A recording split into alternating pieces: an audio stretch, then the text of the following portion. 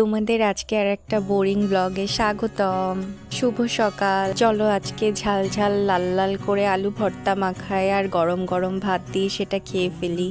সকালে ভাত খাইতে আমার খুব একটা ভালো লাগে না বুঝছো, কিন্তু মাঝে মাঝে একটু খাইতে হয় আর কি। আজকে সকালের নাস্তায় ছিল গরম গরম আলু ভর্তা, ভাত আর ডিম ভাজি। আমাদের না সকালবেলা এক একদিন এক এক রকমের নাস্তা বানানো হয়। একদিন রুটি, একদিন ভাত, একদিন নুডলস, আবার একদিন দেখা গেল কিছুই না বুঝছো। আসলে সকালবেলা আমাদের বাসায় না তেমন একটা খাওয়া দাওয়ার চাপ থাকে না, কেউ না সকালে তেমন একটা নাস্তা করতেই চায় না, তাই প্রতিদিন সকালে নাস্তা বানানোর ঝামেলাটা বেশি একটা থাকে না বুঝছো। প্রচুর খাওয়া দাওয়া হলো, চলো এবার চলে যাই দুপুরে রান্নাবাড়ির কাজে। আমি তো রান্না টান্না অতটা করি না, কিন্তু রান্না করার সময় শাশুড়িকে একটু টুকিটাকি হেল্প করে দিই। যেমন এই ধরো চাল ধোয়া, একটু তরি তরকারি কুটে টুটে দেয়া, তাও সব সময় বেশি একটা করি না। আর এখন না শুধুমাত্র ভিডিও করার জন্য অনেক কিছুই করি বুঝছো।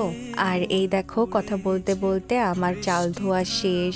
শুনো, কলপারে আসলেই না আমি এরকম কল চেপে চেপে পায়ে পানি দিই, কারণ কলের পানিটা না এত ঠান্ডা থাকে, পায়ে লাগলে খুব ভাল লাগে। চাল টাল ধোয়া শেষ করে এরপরে এসে আমি একটু মশলা ব্লেন্ড করে দিচ্ছিলাম। আর এই দেখো ফ্রিজ থেকে মাছও বের করে এনে সবকিছু গুছায় গাছায় আমার শাশুড়িকে দিয়ে আসছিলাম। আর এদিকে দেখো লবণ ঢালতে যে ধাপ করে এতখানি লবণ পড়ে গেছে।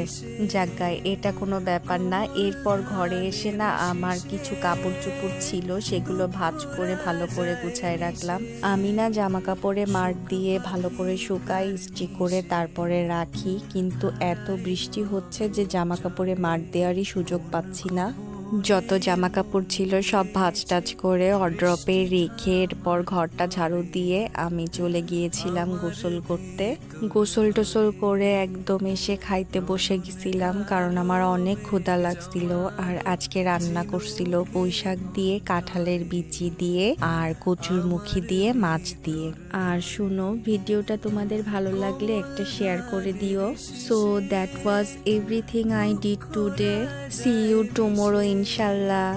আল্লাহ হাফেজ।